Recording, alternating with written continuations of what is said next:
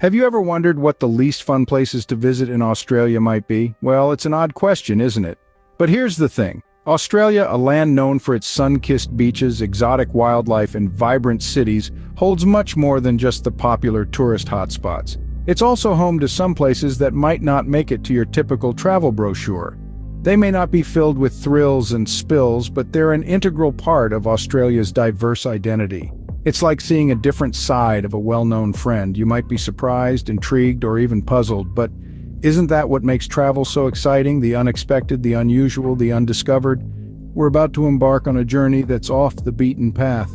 We're heading to places that are rarely explored, places that show us an Australia that's starkly different from the one we're used to seeing. So buckle up as we embark on this unique journey across Australia's least fun places. First stop, the Nullarbor Plain, a vast, arid landscape stretching over 200,000 square kilometers. This expanse, found primarily in southern Australia, is a world of its own, a sea of scorched earth that offers a stark contrast to the lush coastal regions of the continent. The Nullarbor Plain, derived from the Latin nullus for none and arbor for tree, is a fitting name for this area.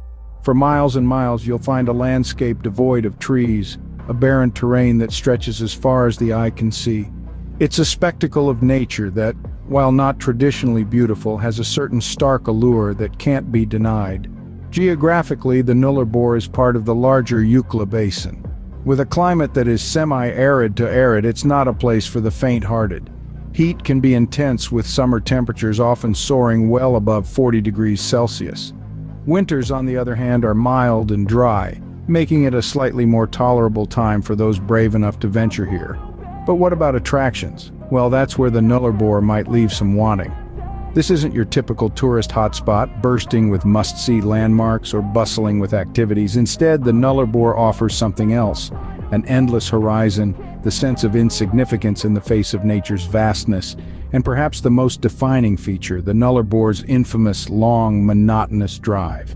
The Eyre Highway, which traverses the Nullarbor, is one of the longest straight roads in the world. Over 1,400 kilometers of unchanging scenery can be a test of patience and endurance. It's a drive that's sometimes described as mind-numbing or even soul-destroying. But for some, it's an adventure, a journey into the heart of Australia's outback. So, the Nullarbor Plain might not be your typical holiday destination. It's not teeming with attractions or bursting with activities, but it gives you something else, a unique experience, a glimpse into the harsh beauty of Australia's interior. It's a place where you can truly disconnect, where the only thing to distract you is the endless sky and the open road. So while the Nullarbor Plain might be a driver's nightmare, it's an integral part of Australia's diverse landscape. Next, we find ourselves in Canberra, Australia's capital city. Now, if you're looking for a city that never sleeps, pulsating with the energy of 1,000 concerts and the dazzle of endless nightlife, you might want to look elsewhere. Canberra is not your typical capital city, especially when compared to the likes of Sydney or Melbourne. Often dubbed as the dullest city in Australia, Canberra has garnered a reputation for being a bit on the quiet side. And it's not hard to see why. This city is not known for its vibrant nightlife, nor does it boast world-renowned tourist attractions. Instead, Canberra is the epitome of administration and politics. It's where the gears of the Australian government grind day in and day out. As you stroll through its wide, spacious avenues, you'll find that Canberra is meticulously planned and organized. It's a city that was built with a purpose, and that purpose was not to entertain, but to govern. It's a city of diplomats, bureaucrats, and politicians, all working tirelessly to keep the machinery of the nation running smoothly. Canberra's charm, if you can call it that, lies in its normalness. It's not trying to be anything other than what it is, the heart of Australia's political scene. The city is a testament to the fact that not all capitals need to be bustling metropolises teeming with attractions and distractions. Take a moment to appreciate the quiet beauty of Lake Burley Griffin, or the stoic dignity of the Parliament House. Visit the Australian War Memorial and pay your respects to the country's fallen heroes. Canberra might not be the most exciting city, but it's a city of great importance and deep significance. So yes, Canberra may not be the place for thrill seekers or party animals, It might not have the glitz and glamour of Australia's other cities, but it serves its purpose as the nation's capital, and in its own quiet, understated way, Canberra has a charm that is uniquely its own.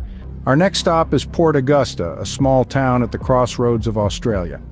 As we traverse the vast landscapes of Australia, we find ourselves in Port Augusta, a place that seems to sit quietly at the intersection of the country's major highways. Here, the grandeur of nature meets the practicality of human civilization. This is a town that, on first glance, seems to be a paradox. It's remote, yet it's a hub. It's small, yet it's significant. Port Augusta is cocooned by the raw beauty of the Flinders Ranges to the east and the vast, unending waters of the Spencer Gulf to the west. But don't let these natural wonders fool you. The town is largely industrial in nature, a fact that might dampen the spirits of those looking for an idyllic Aussie getaway.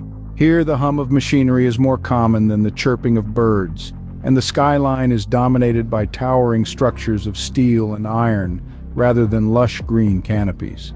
But is Port Augusta truly devoid of attractions? Well, that largely depends on one's perspective. You see, for many, Port Augusta serves as a gateway to other destinations. It's a place where travelers pause, refuel, and prepare for the next leg of their journey.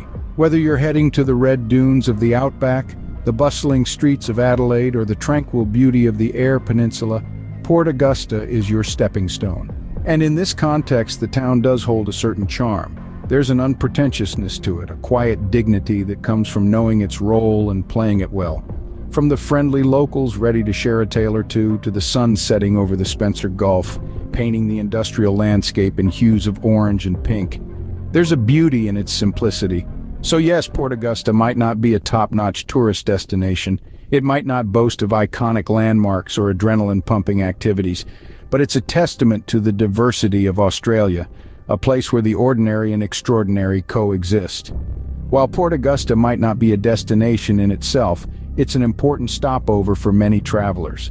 Finally, we venture into the outback, Australia's vast interior desert.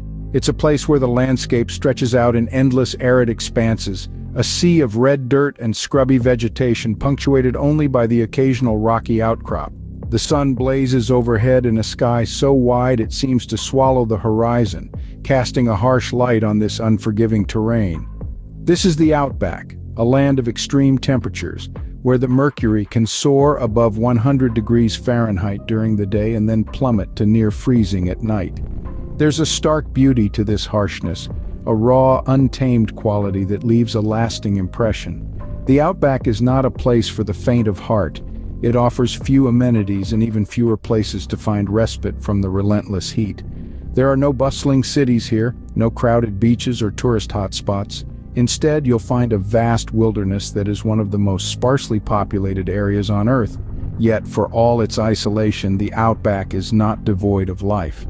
Hardy species of plants and animals have adapted to survive in this hostile environment, each one a testament to the power of nature's resilience. And then there are the people who call the outback home. Individuals who have learned to thrive amidst the challenges, embodying a spirit of resilience and self-reliance that is nothing short of inspiring. The outback is a place that demands respect, a land that refuses to be tamed. It's a place that can feel like another planet, with its own unique set of rules and rhythms. It's a place where you can feel truly alone, a place where the noise and distractions of the modern world seem a million miles away. But despite its harshness, or perhaps because of it, the outback holds a certain allure. Its vastness and isolation offer an opportunity for introspection, a chance to reconnect with the raw beauty of the natural world. While the outback might seem like an inhospitable place, it's a testament to Australia's rugged beauty. And there we have it, a journey through some of Australia's least fun places. We've traversed the endless monotony of the Nullarbor Plain, a stark and desolate expanse that challenges the notion of adventure. We've wandered the bureaucratic labyrinth of Canberra, a city that may not sparkle with excitement but holds the heart of the nation's governance. We've explored the industrial landscape of Port Augusta, a gateway to the outback that is as raw as the minerals it processes. And speaking of the outback, we've braved its unforgiving terrains, a world away from the hustle and bustle where one learns to appreciate the raw beauty of isolation. These places might not be packed with traditional fun, but they are undeniably a part of Australia's diverse identity. They tell stories of resilience, endurance, and a unique way of life.